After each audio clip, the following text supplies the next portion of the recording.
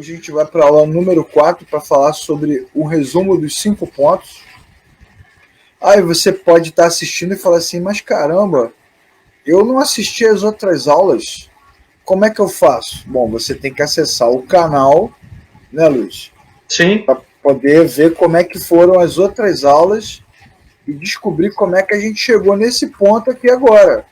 E como é que eu faço para acessar outro canal? Você vai aqui no YouTube, youtube.com/oficina da palavra, você se inscreve no canal, clica lá no sino para receber as atualizações e vou pedir para você dar o like nos vídeos, porque aí o YouTube entende que os vídeos são relevantes e sai disseminando por aí gratuitamente. Então, dá tempo de você assistir.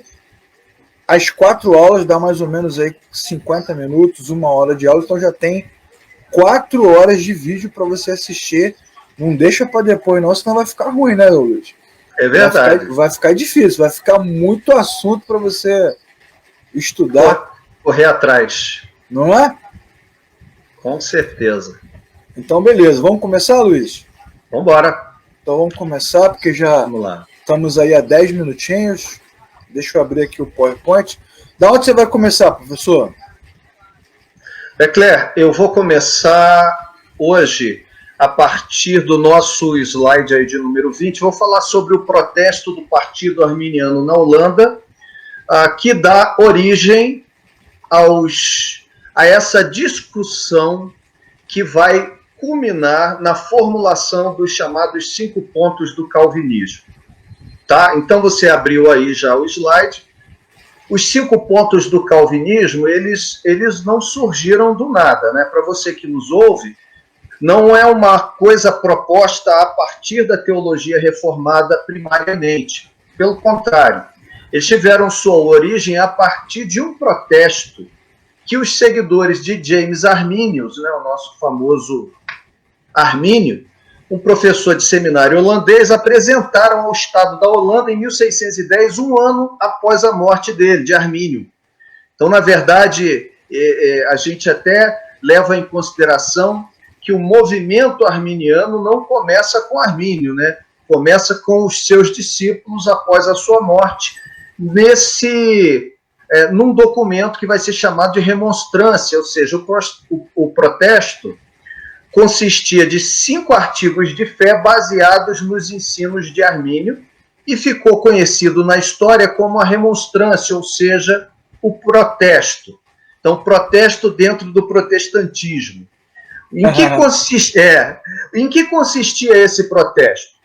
O Partido Arminiano insistia que os símbolos oficiais de doutrina das igrejas da Holanda, que eram a Confissão Belga e o Catecismo de Heidelberg, fossem mudados para se conformar com pontos de vista doutrinários contidos nesse protesto. Eles não concordavam, à luz dos ensinos de Armínio, com algumas proposições de fé das igrejas da Holanda, que tinham como base a Confissão Belga e o Catecismo de Heidelberg. Então, as doutrinas às quais esses arminianos fizeram objeção eram as doutrinas relacionadas com a soberania de Deus, né? A soberania de Deus, a inabilidade humana, a eleição incondicional ou predestinação, redenção particular ou expiação definida, a graça resistível, também conhecida como chamada eficaz, e a perseverança dos santos. Muito embora eu tenha falado rapidamente desses aspectos, que são os que geraram objeção por parte dos arminianos, mais à frente nós vamos explorar e explicar cada um deles e o contraponto entre a posição arminiana e a posição reformada. Legal. Isso é bom você ter falado, Luiz, porque senão o pessoal leva um susto, né? Meu Deus, é muito conteúdo. Calma, que vai ser um ponto de cada vez. Já viu que a gente vai ser infinito. E hoje a gente vai fazer um resumo deles, para que você compreenda direitinho qual era a discussão, os pontos nevrálgicos, e posteriormente nós vamos estudar todas as suas bases teológicas, filosóficas, de cada um desses pontos especificamente, né? Então, essas eram doutrinas ensinadas nesses símbolos da igreja holandesa, né, quais Quais doutrinas? Soberania divina, a inabilidade ou incapacidade humana, a eleição incondicional ou predestinação, a redenção particular, expiação definida, a graça irresistível, perseverança dos santos. E os arminianos queriam que elas fossem revistas para as posições que eles advogavam em favor. Quer dizer, as igrejas holandesas, né, as igrejas protestantes evangélicas da Holanda, rapidamente se adaptaram aos ensinamentos que Calvino propôs depois da reforma, né? Pós-reforma, Calvino pegou todo aquele conhecimento teológico dele e sistematizou, né? Criou um sistema doutrinário cristão organizado, sólido, organizado, consistente, e é daí que nasce a famosa teologia sistemática, né? Nasce dessa organização que ele propõe, e as igrejas holandesas rapidamente se adaptaram àquilo, mas aí rolou um protesto, rolou uma reclamação.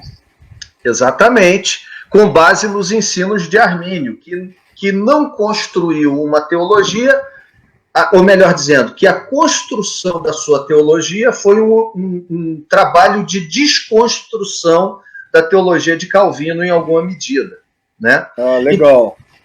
Então, os 5 artigos de fé contidos na Remonstrance, eles podem ser resumidos na seguinte formulação aqui embaixo.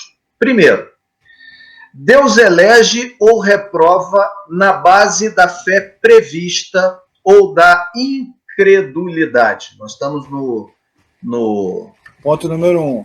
Ponto número 1. Deus elege ou reprova na base da fé prevista ou da incredulidade. Logo, esse é um ponto que afetava diretamente a questão da eleição e da predestinação, como propunha anteriormente a teologia, e vai subscrever depois, vai ratificar no Sínodo de Dort, 8 anos depois desse documento aqui. Deus elege ou reprova na base da fé prevista, é aquilo que a gente conhece vulgarmente como graça preveniente, uma graça que vai assistir o indivíduo em função da fé que Deus conhece, chamada de presciência, que o indivíduo terá ou não terá. Tirando, então, de Deus, nesse primeiro momento, a base de toda a eleição, porque os ensinos anteriores de Calvino propunham que Deus elegia e elege com base na eleição incondicional ou eleição espontânea, ou seja, Deus escolhe segundo a sua boa vontade. Deus não está condicionado a nada, nem o ser humano é capaz de realizar ou ter nenhum quesito que fosse capaz de levar Deus a olhar para ele de forma especial, ainda que esse quesito fosse a fé, como propunham os arminianos. O que é interessante é que agora nessa proposta arminiana, né, dos seguidores de Armínio, fica aí um paradoxo na expressão eleição, né? Porque Deus elege ou reprova a partir de uma ação humana, então a gente teria que rever a palavra eleição, né, Luiz? Porque agora não é bem uma eleição, né? Tem mais a ver com a capacidade que o homem tem de cumprir determinadas regras e determinados quesitos que Deus propõe para ele. Por isso que na formulação isso vai ser chamado de habilidade humana, enquanto a teologia reformada propõe a inabilidade humana, ou seja, a incapacidade do homem de alcançar isso pelo seu próprio mérito. Fala aí. Só nesse ponto número 1 a gente já consegue perceber uma encruzilhada muito clara nas igrejas evangélicas aqui no Brasil, né? Você tem metade delas propriamente, né? De forma bem específica, metade delas que aponta para uma direção soberana, que o homem responde ao chamado de Deus, e metade das outras igrejas dizendo o quê? Que depende do homem de responder ou não à voz de Deus. Então, esse ponto número 1 já deixa muito claro essa dinâmica evangélica brasileira, né? As igrejas que falam que o homem é salvo, é reconciliado por causa do amor, da graça, do perdão e da soberania, e as igrejas que ensinam que o homem é reconciliado porque aceitou. Eu aceitei a Jesus, né? O exercício do livre-arbítrio. Isso, exatamente. O famoso exercício do livre-arbítrio. E é legal nessa aula aqui, que você que está assistindo a gente agora ao vivo ou depois, que nem eu nem Luiz estamos fazendo juízo de valor. A gente está explicando para você claro, da onde vêm esses conceitos. Se está certo, se está errado, isso é outra conversa. Mas nesse primeiro momento, a gente está explicando de onde nasce. Calvino faz uma sistematização da doutrina baseada nas escrituras, e Armínio agora vai se contrapor a isso baseado nas escrituras. Todo mundo usando a Bíblia. Olha que coisa boa. Eu acho ótimo quando a pessoa diz assim: eu não sou arminiano nem calvinista, eu sou bíblico. Eu sou de Jesus. Parece que Calvino e Armínio criaram isso a partir de outra coisa que não tenha sido uma leitura das escrituras. Todo mundo, ao ler a escritura, tem um óculos. Isso é óbvio. Exatamente. Tem um óculos teológico. Então, seguindo então aqui, mas deixa eu fazer um parêntese aqui, Leclerc. O que é interessante que a gente vai perceber, é uma tese minha, não é originalmente minha, mas eu também compartilho da mesma ideia, é que, na verdade, a gente tem muitos poucos teólogos de fato arminianos e muitos poucos crentes verdadeiramente arminianos, se a gente pensar no arminianismo clássico. Exatamente. Que a gente está vendo aqui. O que a gente tem na maior parte das nossas igrejas evangélicas ainda é uma deturpação, uma corrupção do arminianismo, e que tem o pé resvalado no semi-pelagianismo. É pior ainda. Porque as igrejas, a mentalidade do povo, se você falar em termos de pecado, ouve-se, né, que o homem nasce pecador. Na prática, o indivíduo, quando ele fala, parece que o pecado não atingiu todas as áreas da natureza humana. Então, ele se aproxima muito mais de Pelágio do que, de fato, de Armínio. Mas isso é um assunto mais para frente, a gente vai chegar lá. É verdade. Porque isso aí vai dar uma treta danada, vai ter que tomar até remédio para dor de cabeça. Aí, Olha, os arminianos de hoje dizem coisas que Armínio ficaria de cabelo em pé. É verdade. Armínio diria, não é bem por aí, não é isso não, vocês entenderam tudo errado. Ô Luiz, assim, a gente tem trabalhado, eu, você, outros amigos, né? Estamos aí na lida do ensino há muitos anos, e a gente sabe que a desconexão da educação religiosa com a história é absurda, né? Não há um continuismo. Esse conceito de mestre e discípulo, esse conceito de discipulado que as igrejas tanto falam, discipulado, ele é falso, porque você não tem uma continuação, não tem uma reprodução exata do que foi ensinado. O que você tem, na verdade, é um monte de inserções históricas, e cada igreja faz as suas próprias inserções. A sua própria teologia, né? O seu próprio conhecimento de Deus. Então, de fato, eu ouso dizer que não só Armínio ficaria escandalizado, como Calvino ficaria escandalizado, como Lutero ficaria escandalizado. Com certeza. Assim como Jesus falou para os fariseus que Moisés ficaria escandalizado. É verdade. Com a maneira que eles usavam a lei.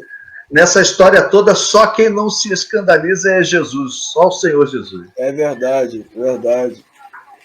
Bom, segundo artigo contido na Remonstrância, ou Remonstrance, ele possuía no seu teor a seguinte premissa: Cristo morreu por todos os homens em geral e em favor de cada um em particular. Bom, quem ouve isso a grosso modo diz assim: eu concordo com esse negócio. Só que o desdobramento disso é muito complexo, porque isso pressupõe uma expiação universal, uma redenção universal, digamos assim, uma expiação ilimitada. Universalismo. Universalismo. Se ele morre por todos, em geral, e em favor de cada um em particular, logo todos deveriam ter de ser salvos. Porque a morte de Cristo não é expiatória, ela não paga o preço do pecado.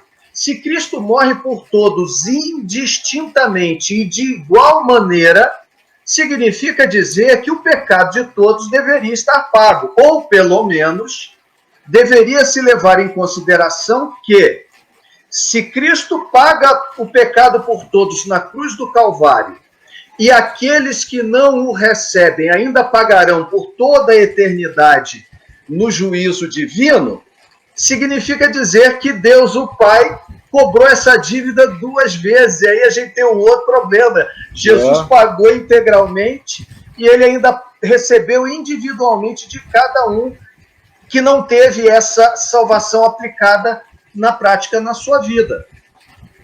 Então é interessante porque parece piedoso, Cristo morre por todos, mas não garante a salvação de ninguém, visto que ele morre particularmente em favor de cada um, mas ele não garante que o indivíduo seja salvo. E esbarra no ponto número 1, né? Porque, na verdade, ele morreu por todos, é como se ele abrisse a porta, né? A redenção está disponível. Exatamente. Mas se você for incrédulo a esta redenção disponível, infelizmente você não vai ter acesso a ela. Então tem uma porta aberta, mas aberta até a parnadora, né? Exato. Isso daí, cara, é muito complicado, porque ele morre por todos, mas não garante salvação de ninguém. Então aí nós temos 2 possibilidades hipotéticas, né, filosoficamente falando. Uma é o universalismo hipotético, ou seja, se ele abriu a porta, significa dizer que há a possibilidade de que todos entrassem. Isso. E a Bíblia não dá essa possibilidade hora nenhuma. E a segunda, se ele abriu a porta e depende da pessoa entrar e não entrou, e não entra, não querendo entrar, o problema é dela. Nós temos uma outra hipótese, a hipótese não do universalismo, mas da perdição de todos, porque se todos também podem resistir, hipoteticamente, se todos resistissem, não teríamos também a salvação de ninguém. Lógico, logo, é uma teologia que parece uma lâmpada acesa no meio da noite e não um farol. A diferença do farol e de uma lanterna é que ela possui uma estrutura que ela pega aquele facho de luz e faz com que aquele facho de luz não seja difuso, sem sentido. Ele tenha uma aplicação, um alvo, ele ilumina algo. Agora, se acende uma lâmpada no meio de uma escuridão total e absoluta, ela vai difundir raio de luz para tudo quanto é lado e não resolve problema nenhum. É legal, cara, é muito legal. Assim, eu espero que você esteja assistindo e enquanto o Luiz está explicando, você consiga pensar para identificar o discurso da sua comunidade de fé. Quantos líderes dizem do púlpito, do microfone, das suas lives, que depende de você, né? E falam mesmo, fulano morreu, ficou doente, pereceu, porque ele não quis, né? Ele não desejou. Cristo fez o caminho, pavimentou o caminho, né? Essas frases clássicas aí de pregações, né, Luiz? Caminho pavimentado, porta aberta, né? Bate a porta, cabe você abrir, o cara vai distorcendo a Bíblia, distorcendo, e joga em cima da pessoa a responsabilidade. E o desdobramento disso é terrível, porque não é só sobre salvação. Joga sobre o homem a responsabilidade sobre a salvação, sobre cura da enfermidade, sobre libertação de qualquer tipo de opressão maligna, sobre questões relacionadas aos aspectos afetivos da vida humana. Fica tudo em cima do homem. E aí, os que são piedosos, né, e conseguem se superar, têm sucesso. E os que não conseguem acabam fraquejando na fé. É o que você falou, cara. Não é uma mensagem piedosa, é uma armadilha. Traz mais confusão, medo no final das contas, do que a segurança e a tranquilidade que Cristo propõe no Evangelho, né? É verdade. É verdade. Bom, o terceiro artigo de fé que foi discutido trouxe a seguinte proposta dos arminianos, né? Devido à depravação do homem, a graça divina é necessária para a fé ou qualquer boa obra. Então, esse aspecto propõe que, embora o homem, e aqui depravação, a gente precisa entender, você que está ouvindo a gente, entende que não é aquele uso comum, fulano é depravado. E quando se fala de fulano depravado é porque ele é imoral, ele é lascivo. Está se prostituindo. Ele vê pornografia, ou ele fala palavrão, ou conta piada indecente. Não, não é isso não. O conceito teológico de depravação do ser humano, do homem, né, da humanidade, é o fato de que o pecado, na queda de Adão, o pecado atingiu todas as áreas da natureza humana. Isso propõe a teologia reformada. E a arminiana propõe que, embora ela tenha sido atingida, ela não foi atingida na sua totalidade.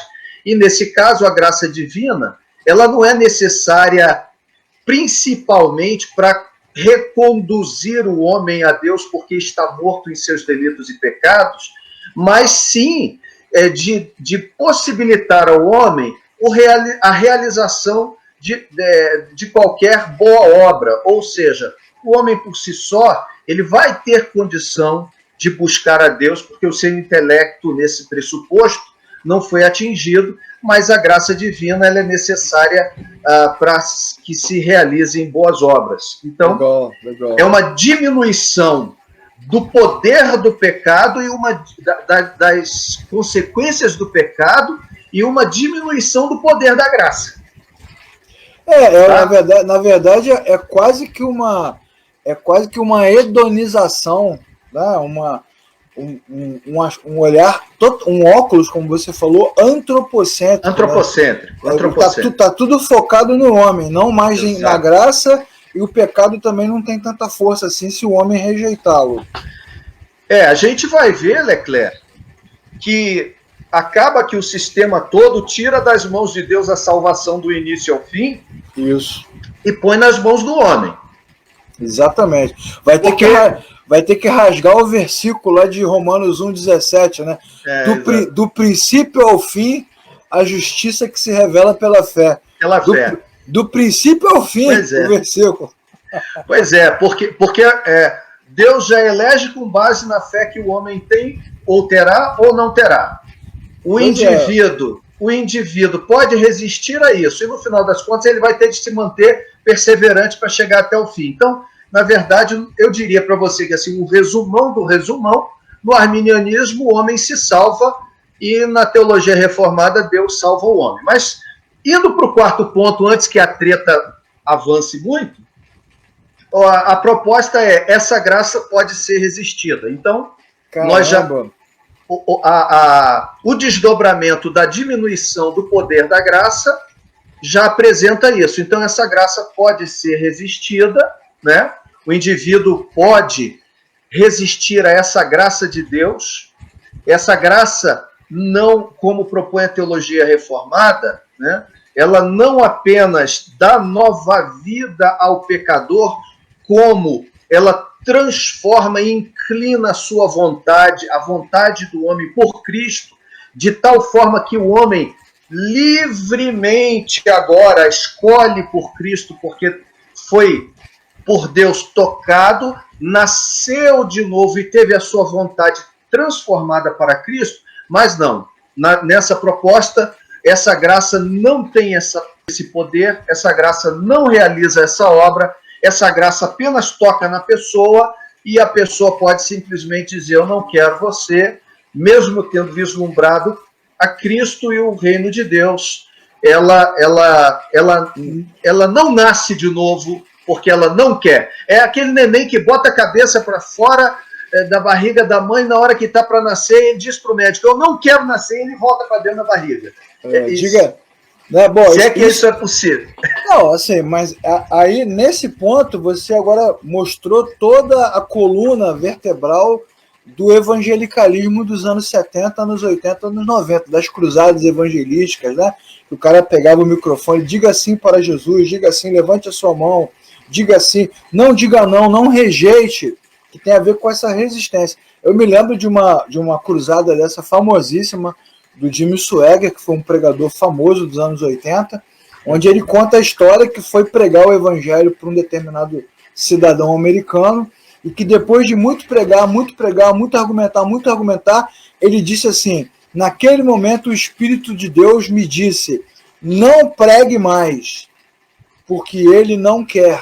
Tá vendo? Então, isso era anunciado, isso era ensinado, e era ensinado como caráter de revelação, tá vendo? Ele ouviu do próprio Deus. Esse é um outro problema, né? Problemaço. Então, isso, quantas músicas, né? Quantas músicas que a gente cantava, né? Venha como você está, né? E o cara tinha que levantar a mão e dizer sim, dizer não, dizer sim, dizer não, que estava tudo na mão do homem, tudo centrado no homem.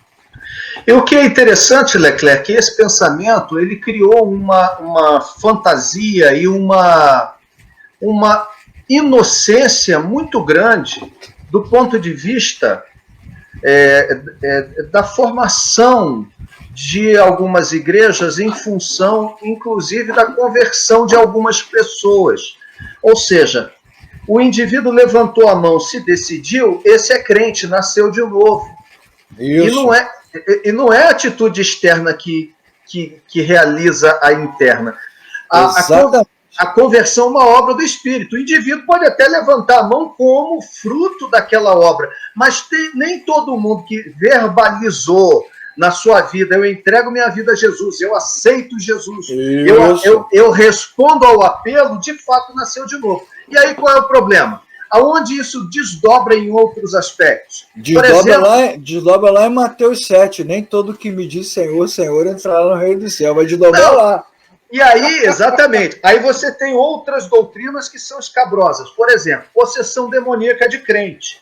Um crente que fica endemoniado. Por quê? Porque se pressupõe que aquela pessoa que você viu há 5 anos atrás, levantou a mão, entregou a vida a Jesus, foi batizado, tomou ceia, faz parte do ministério disso, daquilo, é diácono ou o que quer que seja, ele é crente. E aí, obviamente, se você tem essa convicção com base na atitude externa, da verbalização, de que se disse sim para Jesus, de fato se converteu, e Deus então lhe dá nova vida a partir daquela atitude sua externa, ora, então o indivíduo, 5 anos depois, num culto, fica possesso, rosnando igual um animal, e ninguém sabe o que é aquilo, diz, meu Deus, um crente pode ficar endemoniado. Ele deve ter dado alguma brecha. Mas exatamente. Não é isso? Exatamente. E aí bota na conta também do candango lá, do indivíduo, e diz assim, bom, a culpa é dele. Ao invés, você gostou? Ao invés de dizer, irmão... Gostei do candango. Ih, travou o Luiz, travou lá, a internet do Luiz deu uma travada. Volta, Luiz. Volta, vou usar o meu poder aqui para trazer ele de volta. Volta, Luiz. Ai, meu Deus, o Luiz travou lá. Enquanto ele se restabelece, a gente aguarda aqui, né, o contato dele e espera ele retornar para estar com a gente. Vamos ver. Ao vivo é assim mesmo. Ao vivo é assim mesmo. Vamos ver se ele voltou. Não voltou ainda. Ao vivo é assim mesmo. Daqui a pouco ele volta. Vamos aguardar. Faz parte. Esse assunto é muito legal, assunto muito quente, né? Muito bom. Enquanto o Luiz falava, eu me lembrava aqui das várias vezes em que nós estivemos em diferentes comunidades, eu e ele, a gente vai pregar, né? Os momentos da pregação.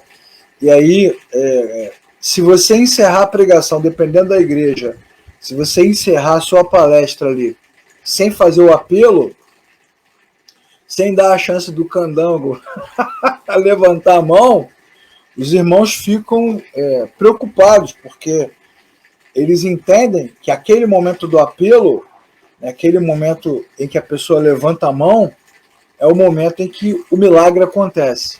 Eu não sei se você já reparou também, você que está assistindo, que em muitas igrejas, em muitos cultos, em muitos momentos de pregação, o apelo às vezes é maior do que a mensagem. É maior do que a mensagem, porque aí entra a banda, né, entra o grupo de louvor, entram os metais, entra a ministração, o pessoal vai à frente, ora, e grita, e clama, e chora, né? E quantas vezes a gente já viu também pastores pegando esse momento do apelo e repetindo, e falando, venha, é agora, vou te dar mais uma chance, vou esperar mais um pouco. Eu já vi, inclusive, em eventos, em congressos, eu já vi o pessoal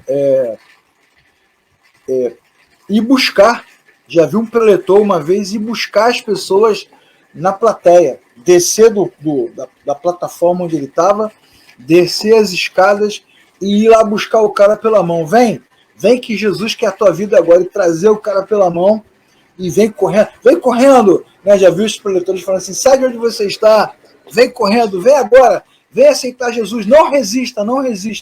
Então isso era muito feito, muito ensinado e constante. Voltou, Luiz? Graças a Deus, seu candango. Você voltou porque você está mexendo com coisas espirituais. Rapaz, né? A internet aqui caiu, cara. Eu estava contando aqui para a turma. Foi só falar de demônio, hein? Estava contando aqui para a turma que quando a gente vai pregar em alguns lugares, se você não fizer o apelo, a igreja entra em crise. Porque os irmãos entendem, diante de tudo que você falou, que aquele momento do apelo é um momento místico, né? Às vezes o apelo é o dobro do tempo da pregação. E vou te falar aqui uma coisa, Leclerc. Particularmente, eu não tenho dificuldade com fazer alguns apelos. Isso. Legal. Agora, a diferença entre apelo e apelação está aí, né? Porque a maioria das vezes é apelação, não é apelo, né? Porque é verdade. Eu entreguei minha vida a Jesus num culto em que o meu pastor fez um apelo. E a argumentação da minha cabeça para não ir à frente era rebatida por Deus, que a todo momento me respondia. Eu dizia por que não ia, e o pensamento na cabeça, Deus já me trazia um pensamento que refutava os meus argumentos. Eu me vi numa sinuca de bico. Agora, não foi apelação, foi um momento em que foi uma chamada a uma decisão, e para mim foi bom. Foi uma experiência transcendente, né? Foi uma experiência transcendente. Mas aí, voltando só para concluir, então a questão, não sei se a gente consegue pegar, a questão é que, como se compreende isso de forma errada, um monte de coisa na eclesiologia vai caminhar errada.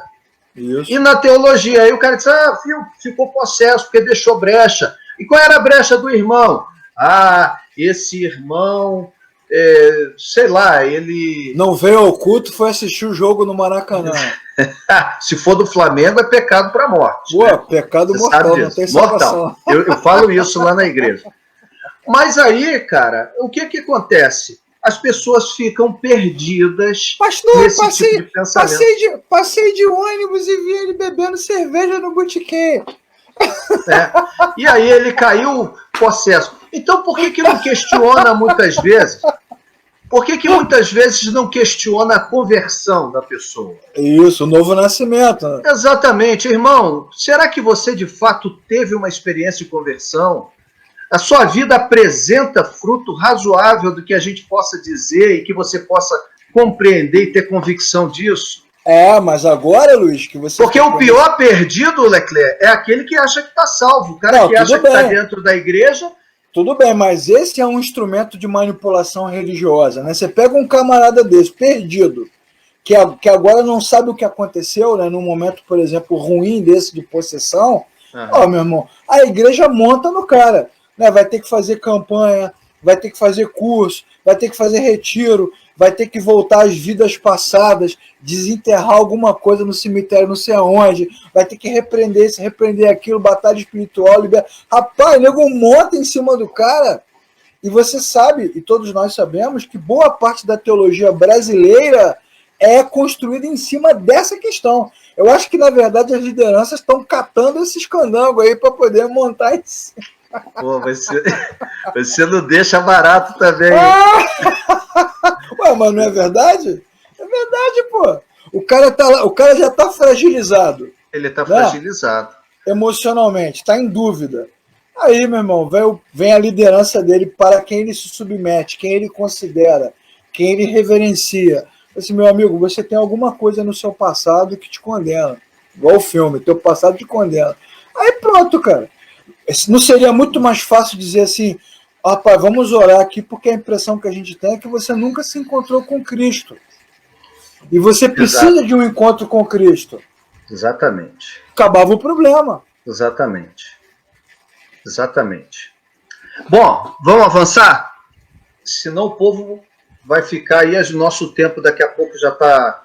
Eu já tive uma caída aí, um lapso. Bom, teve uma queda. Teve uma queda. Então, o quinto artigo era que falava sobre a questão da manutenção na graça. Se todos os que são verdadeiramente regenerados vão seguramente perseverar na fé, é um ponto que necessita de maior investigação. Olha que coisa interessante.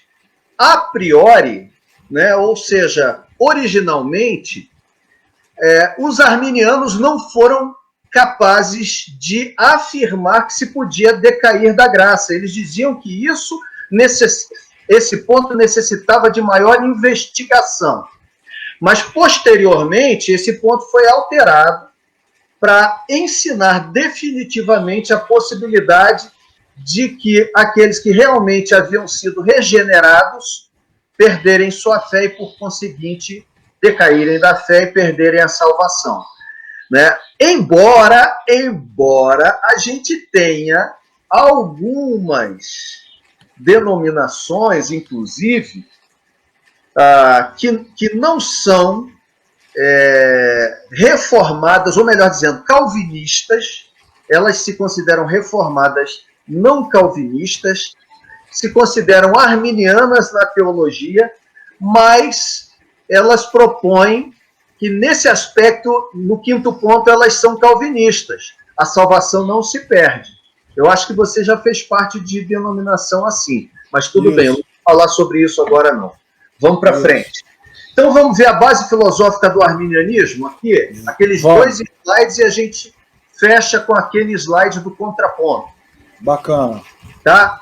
Bom, então James Packer, ele, no livro O Antigo Evangelho, ele diz que a teologia contida na Remonstrance originou-se de princípios filosóficos, que seriam os seguintes: que a soberania de Deus é incompatível com a liberdade humana e, portanto, também com a responsabilidade humana.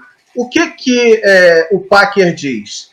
Que a teologia arminiana, ela surge não da revelação das Escrituras, que apontam uma verdade e outra. Quais são? A Escritura aponta que Deus é totalmente soberano e aponta que o homem é plenamente responsável por sua decisão. Olha que doideira. Esse é o aparente paradoxo. Porém, com base na filosofia, então se chega à seguinte conclusão: isso não é possível. Não dá para caber essas duas verdades dentro de uma estrutura só. Logo, você precisa sacrificar alguma coisa. Eu queria colocar um ponto aí que talvez a gente fale numa outra aula, que é uma dúvida que as pessoas têm, que eu acho que é legal. Por trás de todo o ensino teológico, por trás de toda a educação, tem uma antropologia filosófica, que às vezes os irmãos têm essa dificuldade. Não é o que você está dizendo, mas o que é o pressuposto, qual é o fundamento por trás desse entendimento. Você vê que a base do arminianismo, o fundamento, a base desse pensamento, não é bíblica. Não é revelação, bíblica. Não é escriturístico. Que é o que nós falamos na aula passada. Nós falamos na aula passada que a teologia reformada tem a sua antropologia filosófica 100% bíblica. E que o arminianismo agora está mostrando que não tem. Por quê? Porque algumas afirmações dele são incompatíveis com o que a Bíblia está dizendo. E aí tem gente que vai usar como antropologia filosófica a filosofia, tem gente que vai usar a sociologia, como a gente tem visto aí um monte de teologia construída em sociologia, tem gente que vai usar a psicologia, né, como fundamento, tem um monte de bases que são diferentes. E isso é importante para a gente estudar teologia. A gente precisa entender qual fundamento, qual pilar, qual coluna foi levantada para sustentar esse prédio que a gente está construindo. Uhum. Porque senão, Luiz, todo mundo defende a sua ideia a partir da verdade absoluta. Não, o que eu acredito é verdade. Aí o Luiz vai falar, não, mas o que eu acredito é verdade. E o que nós estamos defendendo aqui é que não existe verdade absoluta. Para os cristãos, a verdade absoluta é a Bíblia. Para quem não é cristão, a Bíblia não é a verdade absoluta. E dentro do cristianismo, tem diferentes olhares para a verdade absoluta. Então, diante disso, eu termino a minha fala dizendo o seguinte: não tem problema pensar diferente. Você pode pensar o que você quiser. O problema é você não saber porque pensa como pensa. Uhum. Então você precisa saber, que está estudando, por que você pensa desta forma. Não é porque é uma verdade absoluta, mas é porque a forma que você pensa foi construída com algum fundamento. Então tem que entender que fundamento é esse. Esse é o ponto. Uhum. E a segunda dedução lógica desse princípio filosófico é: visto que a Bíblia considera a fé como obrigatória da parte de todos quanto ouvem o Evangelho, logo a capacidade de crer deve ser universal. Ou seja, todo mundo deve ter a mesma capacidade. Esse é o desdobramento filosófico, lógico, né? Exatamente. Mas não necessariamente escriturístico. Portanto, eles afirmam que as escrituras devem ser interpretadas como ensinando as seguintes posições. Quais sejam as 5? Primeiro, o homem nunca é de tal modo corrompido pelo pecado que não possa crer salvaticiamente ou salvificamente no Evangelho, uma vez que este lhe seja apresentado. Então, essa posição não é favorável à chamada depravação total. O homem que propõe que o homem foi totalmente corrompido, o arminiano propõe que o homem não foi totalmente corrompido. Então, segundo Armínio, a gente pode espalhar pela cidade vários outdoors, né, com textos da Bíblia, né? E se o homem ler aquilo e entender e concordar, ele pode ser salvo, ele pode crer. Por si próprio. Por si próprio. Mesmo Jesus tendo falado para Nicodemos, que era doutor da lei, que ele não veria o reino de Deus se não nascesse de novo. Tira esse versículo. Joga o capítulo 3 de João fora. Vamos lá. Segundo, o homem nunca é de tal modo controlado por Deus que não possa rejeitá-lo. É uma liberdade, o cara é livre até de Deus e das imposições de Deus. Isso é interessante, porque somente Deus, no sentido mais puro da palavra, é o ser totalmente livre. Isso. Ele escolhe o que fazer, ele escolhe todas as consequências e ele é o único ser livre totalmente. Agora, nem Adão, que foi o ser humano, no primeiro momento, mais livre de todos, porque não estava condicionado com o pecado, era totalmente livre, porque ele era livre para escolher, ele tinha liberdade e responsabilidade para escolher, mas ele não era livre para não escolher. É verdade. Ele tinha uma liberdade limitada, né? Exatamente. Ele tinha uma liberdade circunscrita a regras que Deus tinha estabelecido. Até ali você pode ir, dali para lá não pode. Como nós temos, as pessoas chamam isso de livre-arbítrio. Livre-arbítrio seria o seguinte: 2016, a Alessandra pegou um resultado de um exame de mamografia e tinha um câncer de mama, né? Hoje ela está já no 4º, 5º ano do tratamento, graças a Deus, bem, sem nada. Passamos por um momento difícil, mastectomia radical, esvaziamento de axila, reconstrução, quimioterapia, perda de cabelo, ficou doente várias vezes e tal, toma tamoxifeno até hoje. Ora, nós tínhamos a liberdade para escolher como reagir a isso. Mas não tínhamos a liberdade para dizer, não quero passar por isso. Isso. O homem é livre de quê, rapaz? Se a vida apresenta para ele, Deus apresenta por meio das circunstâncias, N situações que você tem que escolher entre A ou B, direita ou esquerda, mas você não tem o direito de escolher, eu não quero passar por isso. Ô Luiz, a pandemia, cara, a pandemia global expôs a limitação humana. Exatamente. Bilhões e bilhões de dólares, de libras investidos, né, na ciência, e os caras não conseguem ainda entender as reações de uma bactéria, de um vírus, de um ser microscópico. Então, o ser humano é limitado, cara. Não adianta. Exatamente. Tem um limite, tem vários limites. Isso sem falar das leis naturais. A gente não vai nem entrar nesse aspecto. Se a gente estivesse discutindo aqui a apologética, né? Se o William Lane Craig estivesse aqui com a gente, ele ia tirar onda agora para dizer o seguinte: você não consegue subir, que a gravidade não deixa. Você está limitado a leis naturais.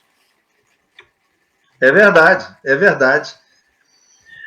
Eu me lembrei agora de uma frasezinha da época de adolescência, lá no Outeiro das Pedras, em Itaboraí. Um abraço para os meus queridos, foi onde eu cresci, a minha infância e adolescência e juventude foi lá.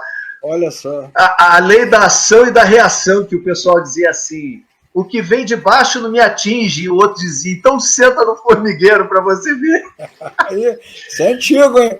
Isso é antigo a beça, né? Mas você está sujeito às consequências. Bom, terceiro aspecto, Leclerc, a eleição divina daqueles que serão salvos alicerça-se sobre o fato da previsão divina de que eles haverão de crer por sua própria deliberação. Logo, a salvação está na mão do indivíduo que tem fé e crê ou não crê. Deixa eu abrir um parênteses, porque eu preciso aqui...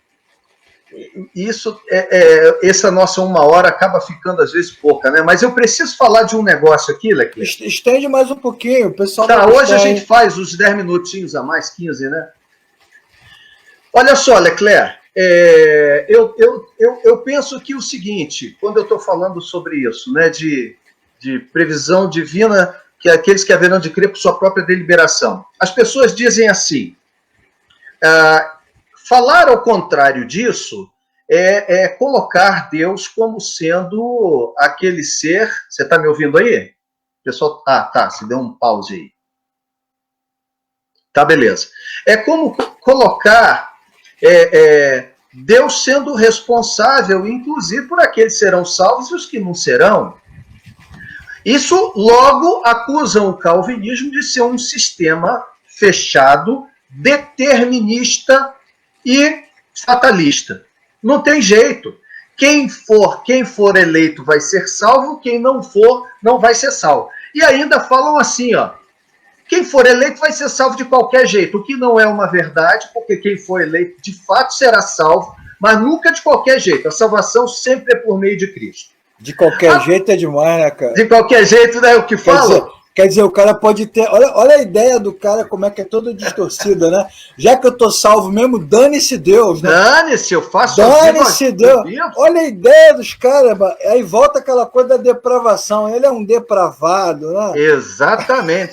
Mas ele tá salvo uma vez, salvo para sempre.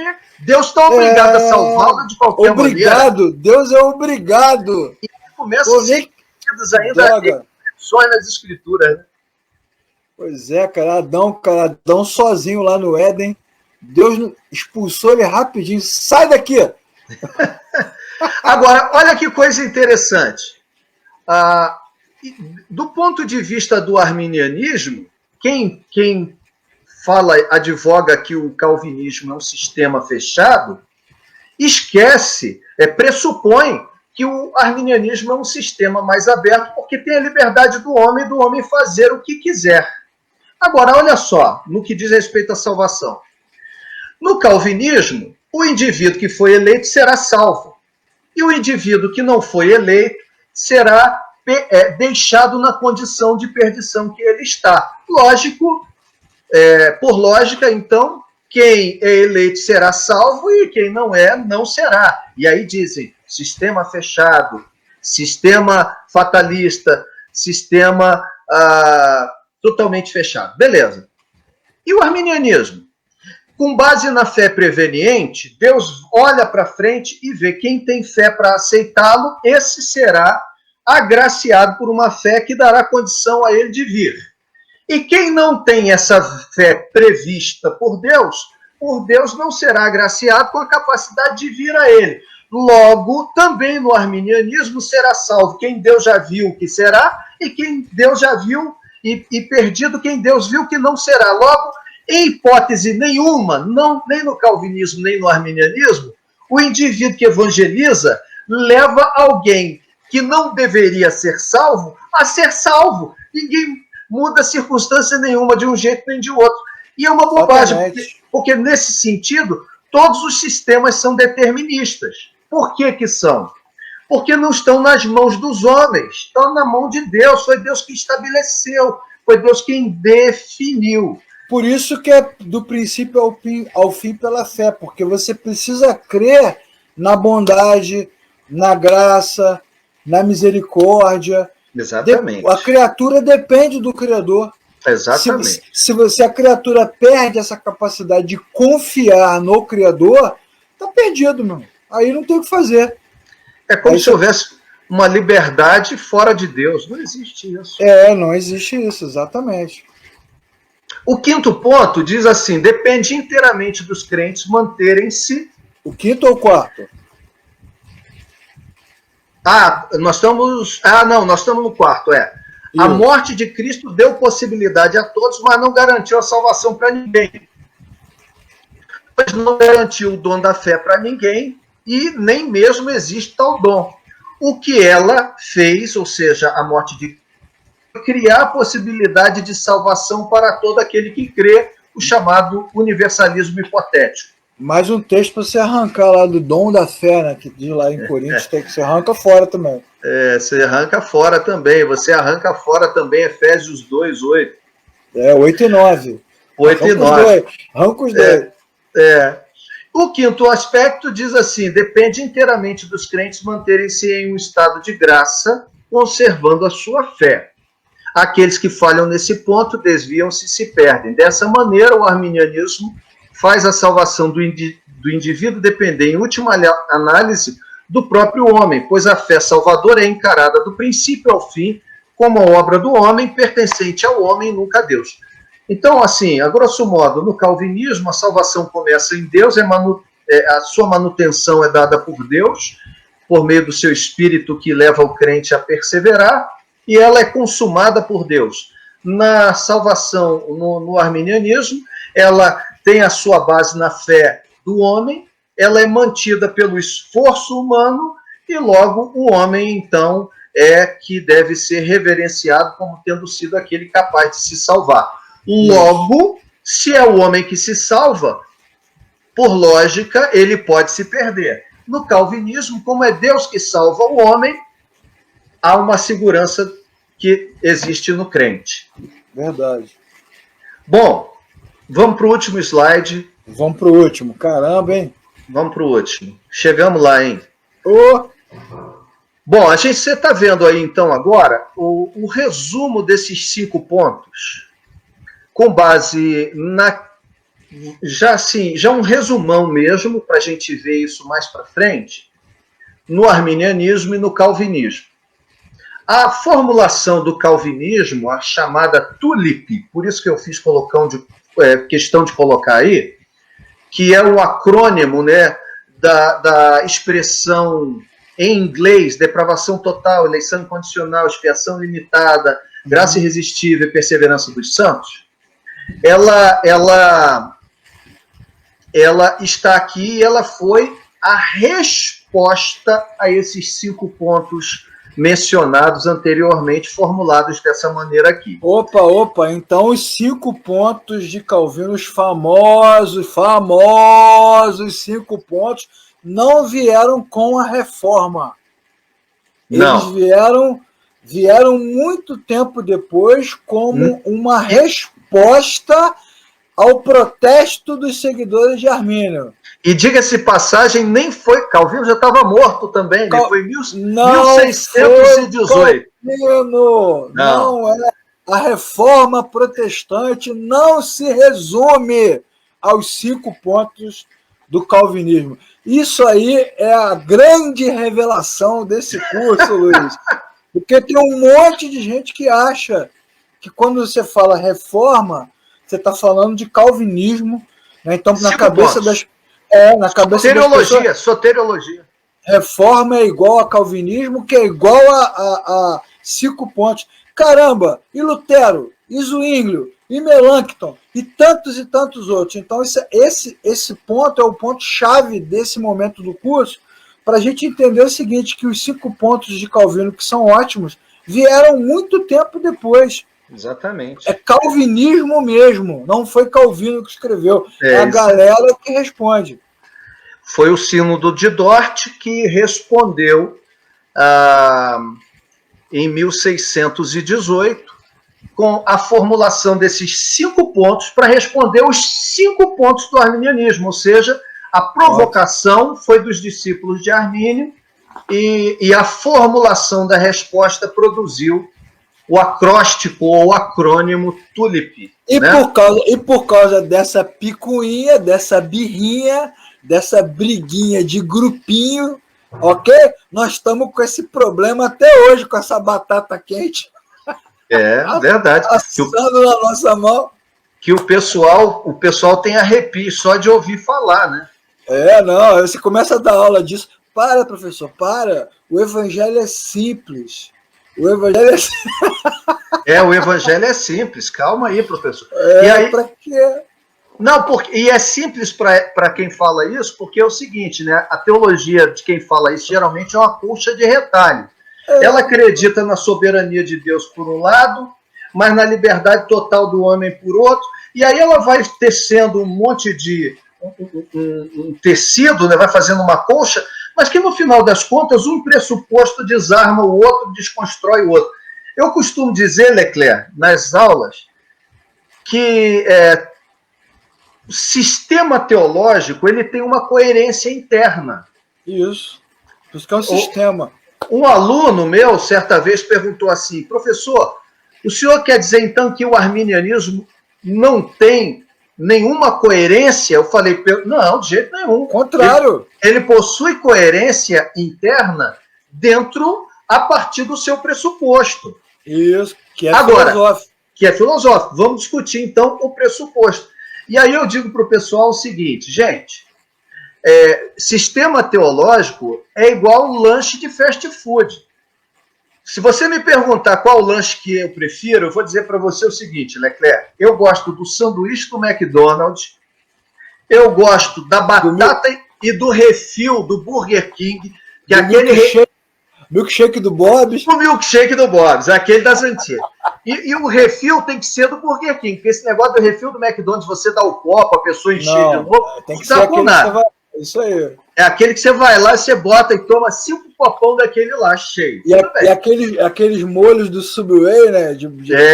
Exatamente.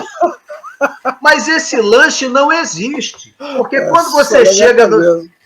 Quando você chega, você escolhe, hoje eu vou comer McDonald's. Então, eu tenho que comer o sanduíche, eu como o sanduíche que eu quero, mas eu tenho que ficar com aquele milkshake, com aquele gosto de manteiga na boca, de gordura hidrogenada direto.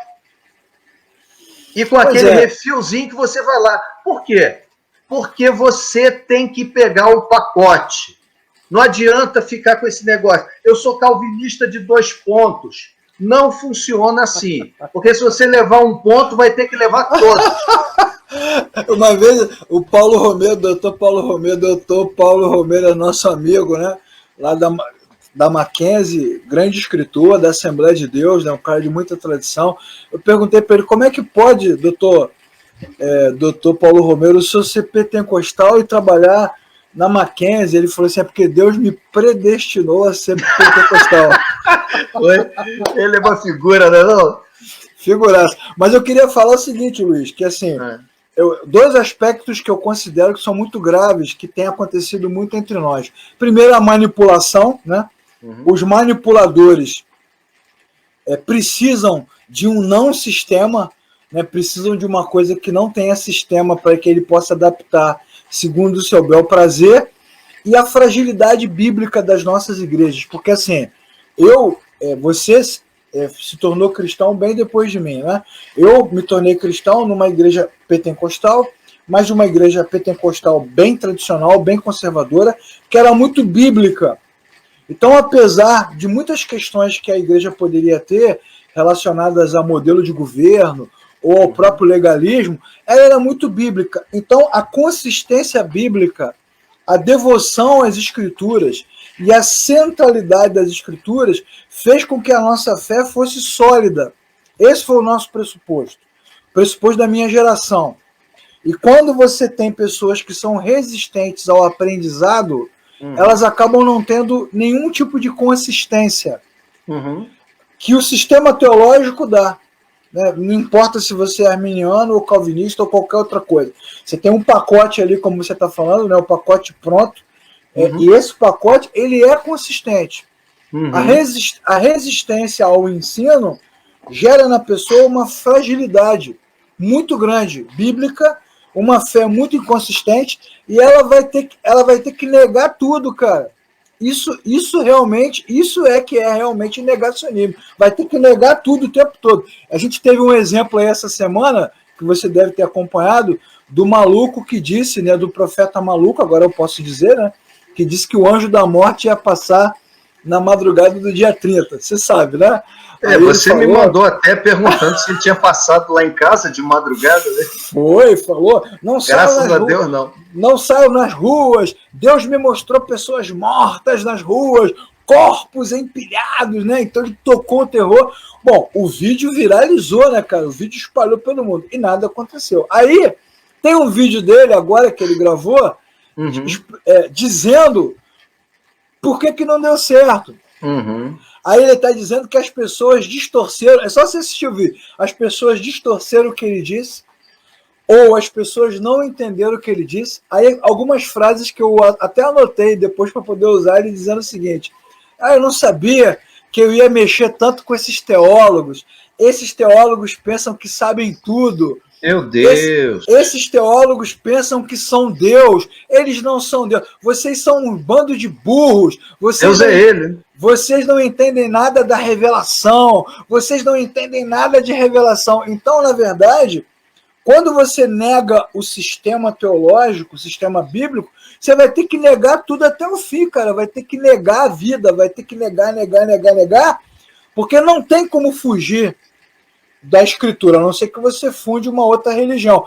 Aí eu vou lembrar esse maluco aí do dia 30, vou associar ele à questão do surgimento do adventismo, né? Jesus vai voltar dia tal, aí vende tudo. Não voltou. Não, errei a data. Vai voltar dia tal. Aí vende tudo.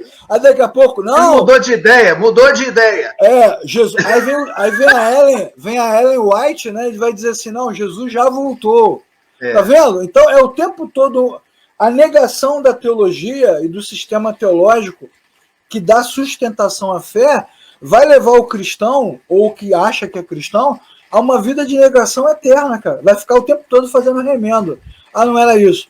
Não era isso. Jesus vai voltar no ano 2000. Ou como disse aquela nossa amiga lá de BH, vai voltar no dia 7/7 de 2007. Né?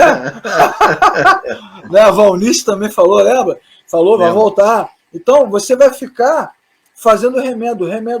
E o bom da teologia é que ela confia nas escrituras e confia na graça de Deus. Então, você não faz remendo, pô. Você segue a vida. É isso aí. Segue a vida. E nem afirma o que não tem afirmação, pô. Exatamente. Categórica nas escrituras. Bom, Leclerc, fazendo um resumão então aqui para a gente fechar o nosso encontro de hoje, a gente tem aqui o que eu diria os 5 pontos do arminianismo, né, um resumão, e do calvinismo do outro lado. O arminianismo propõe, no que diz respeito à questão das consequências do pecado no ser humano, a chamada habilidade humana, que tem como pressuposto a possibilidade do livre-arbítrio, ou seja, do exercício de escolha livre e isento da influência do pecado. Então, nesse caso, para o arminianismo, o homem, a depravação, ela não foi total ao ponto de tirar dele a capacidade de escolher Deus, de voltar-se por si mesmo, de levar em consideração a pregação, a mensagem, com a sua mente racionalizar isso e desejar livremente a Deus. Ela propõe isso. O calvinismo, entretanto, com base em 200 milhões de textos bíblicos, eu poderia citar Romanos 5,12, o pecado entrou por um homem e com o pecado a morte passou a todos os homens porque todos pecaram, a depravação total. Ou, ela é formulada originalmente como depravação total, mas eu prefiro que outros autores modernos chamam de depravação radical ou mesmo de inabilidade humana, que significa o quê? Porque quando se fala depravação total, primeiro se pensa naquele aspecto moralista que a gente estava falando. Segundo, se pensa que total é que o indivíduo é uma peste total e absoluta. O indivíduo é tão mau quanto pode ser. E não é isso que quer dizer. Porque a própria Bíblia vai dizer que o reflexo da glória de Deus no homem não é mais o mesmo, mas também não foi 100% apagado. Não foi extinto, ele foi distorcido, exatamente. Exatamente. Então, a depravação radical ela é melhor, por quê? Porque propõe que todas as... O que é radical? Porque todas as áreas, incluindo intelecto, emoções, etc., todas as áreas do ser humano foram maculadas, manchadas e sofrem as consequências da queda, levando o homem a uma escravização total do pecado. Verdade. Então esse é o ponto. Você que está ouvindo, faz o contraponto para você pensar assim rapidamente se é o que para você soa como sendo mais bíblico. Segundo, o arminianismo propõe a eleição condicional, ou seja, com base na graça preveniente, na presciência. O que significa? Que Deus não escolheu o indivíduo pela sua própria vontade, mas Deus está condicionado a uma circunstância. Qual? Ele olha e vê que o indivíduo tal tem fé para recebê-lo, para aceitá-lo, para crê-lo, e crê-lo, eu nem sei se essa palavra existe, mas... E o outro indivíduo não. Então, com base nisso é que Deus faz a escolha. Nesse caso, na verdade, não é uma escolha de Deus, né? O indivíduo é escolhido pelo seu próprio mérito, porque ele possui a fé. Legal. No calvinismo, a eleição é incondicional, ou seja, olhando para todos os seres humanos na eternidade, desde a eternidade, Deus olha e não vê ninguém que seja merecedor de ser alcançado pela sua graça. E aí ele, de forma espontânea, resolve quem ele irá salvar e quem ele deixará nos seus delitos e pecados. Ou seja, Deus não está condicionado a absolutamente nada. É pela sua livre graça que o indivíduo é salvo. Exatamente. Terceiro, a expiação ilimitada, ou também chamada de redenção universal, que pressupõe o quê? Jesus Cristo pagou o pecado por todos, mas não garantiu a salvação de ninguém. Ele morre por todos, mas ele não garante que ninguém será salvo. Então a gente tem a hipótese da universalidade, ou seja, universalismo hipotético. Se todo mundo aceitar, todo mundo será salvo. Entretanto, se ninguém aceitar, ninguém será salvo. Então essas duas possibilidades também são reais, embora hipotéticas, e Cristo teria morrido por todos de igual maneira. Na chamada expiação limitada, que é um dos pontos onde as pessoas têm o maior terror, porque esse negócio de que Cristo morreu pelos eleitos e tal, limitada, eles pensam que limitada a expiação é limitada no seu poder. E, na verdade, o conceito de expiação limitada significa que, no seu poder, a morte de Cristo ela é poderosa para salvar a todos, mas a sua eficácia é apenas para aqueles que creem, aqueles a quem Deus escolheu.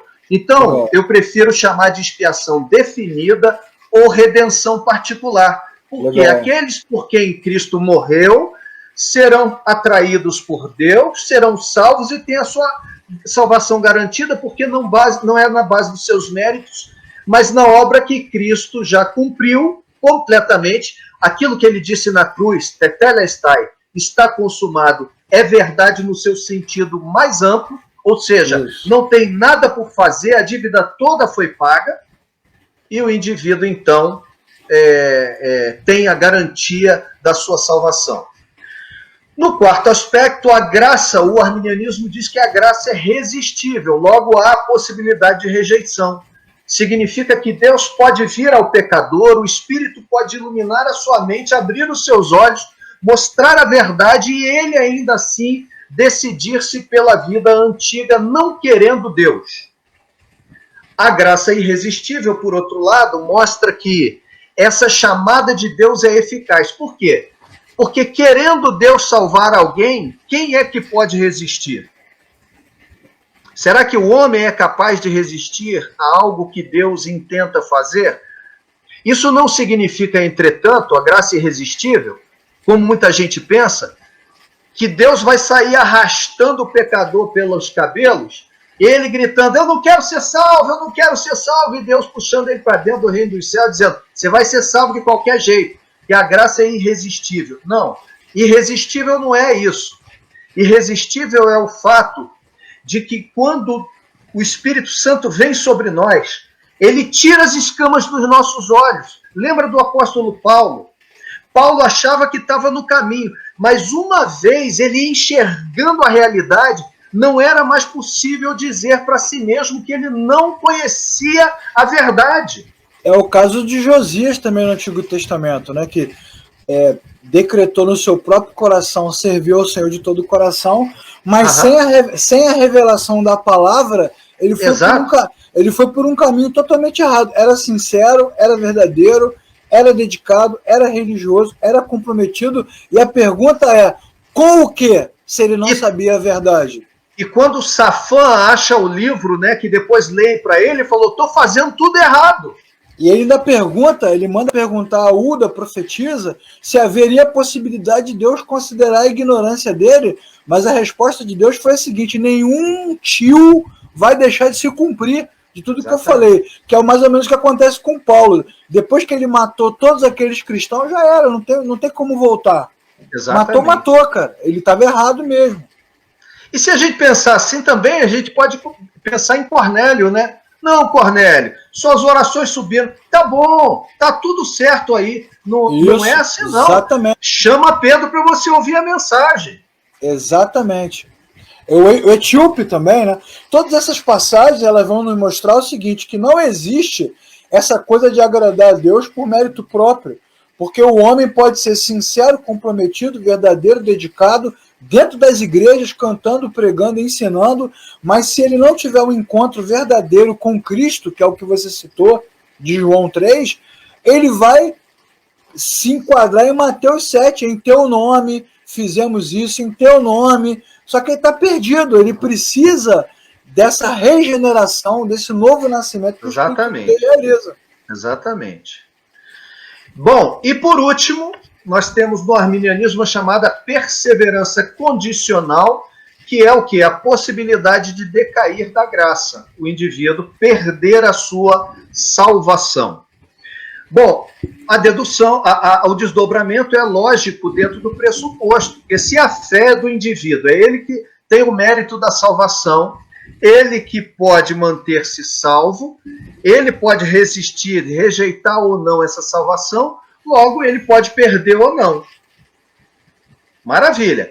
Mas é bíblico? Vejamos então, na perseverança dos santos, a gente tem a segurança dos crentes, que é o quê? A proposta de que aquele que foi salvo por Cristo não será perdido. não pelos seus próprios méritos, mas pela obra daquele que realizou do início ao fim. Significa dizer, então, que Deus vai ser obrigado a salvar o cara do jeito que ele estiver vivendo uma vida completamente afastada de Deus? De forma nenhuma. Significa dizer que aqueles que conhecem o Senhor não vão se afastar dele. Não vão se afastar. Ou se pelo menos estiverem num estado daquilo que se chama de desviado, né, digamos assim, ele não permanecerá nessa posição continuamente até o fim de sua vida. Rapaz, eu acho que quando eu era adolescente, eu ouvi mais na igreja a palavra desviado do que Jesus. Esse ponto é muito legal, cara, e é óbvio que é nesse ponto que você vai terminar a aula de hoje, né? Mas olha como a lente é importante. Vamos pegar um versículo para ver como a lente é importante. Aquele que perseverar até o fim será salvo. Se você olha pelas lentes do arminianismo, o foco do versículo está no perseverar. Exatamente. Ou seja, não pode parar, não pode desistir, não pode se desviar, não pode tropeçar, não pode errar, tem que ficar. Eu me lembro de um amigo que eu tive que ele tomava banho de roupa, olha só, hein? Ele tomava banho de roupa, de calça e camisa, porque ele tinha medo de tomar banho sem roupa e naquele momento Jesus voltasse, pegasse ele nu e ele perdesse a sua salvação. Olha como é que ele vivia. Isso foi a experiência que eu tive, não estou contando o que eu ouvi, não. Era meu amigo lá. Ele falou para mim, não, se Jesus voltar, como é que vai ser? Esse é um ponto. Agora, se o cara tem uma lente do calvinismo, como é que ele vai olhar para o versículo? O foco vai estar no fim. O importante é você chegar no fim. Porque quem chega no fim, experimenta o que já está garantido no fim. Você não precisa se esforçar, só precisa continuar. Que é o caso lá. Fala. Não, você está falando, eu estou me lembrando da formulação do Gruden na teologia sistemática dele. Ele diz assim: aquele que perseverar até o fim será salvo. E somente o salvo perseverará até o fim. Isso, exatamente. Porque essa é a questão. Aí você vai pegar o livro do John Bunyan, o Peregrino, e vai ler com a ótica do arminianismo. Tá vendo? O cara se desvia do caminho. Ou você pode olhar pela ótica do calvinismo. O caminho está garantido. É só ficar na estrada dos tijolos amarelos. Você vai chegar no lugar, vai chegar no final. É isso aí. Eita, Luiz, isso vai dar uma treta, Luiz. Já tô até animado para a próxima aula. Rapaz.